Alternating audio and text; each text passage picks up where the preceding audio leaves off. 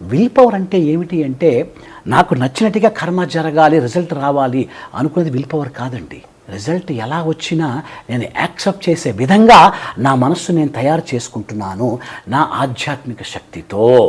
దాన్ని ఇచ్ఛాశక్తి అంటారు, దాన్ని విల్ పవర్ అంటారు. సో ఎప్పుడైతే ఆ విల్ పవర్ మనలో పెరుగుతూ ఉంటుందో, యాక్సెప్టెన్స్ పెరుగుతూ ఉంటుందో, దుఃఖం అనేది న్యాచురల్గా.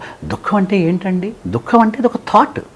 నేను పెయిన్లో ఉన్నాను, నేను సుఖంగా లేను, నా పనులు నేను అనుకునేవి నువ్వు జరగటం లేదు, దానివల్ల మనసు ఆందోళనకు లోనవుతున్నది, ఆలోచనలు పెరుగుతున్నది అన్న భావనే మన దుఃఖానికి దారితీస్తుంది. What is basically a pain? A pain is or misery is nothing but a thought. అది ఒక ఆలోచనే కదా. ఆ ఆలోచన రావడానికి కారణం ఏమిటి? నువ్వు రియాక్ట్ అయ్యావు కాబట్టి. అదే నువ్వు యాక్సెప్ట్ చేస్తే అయినా పెయిన్ ఉంటుంది, కానీ అంత తీవ్రంగా ఉండదు. The intensity will be less.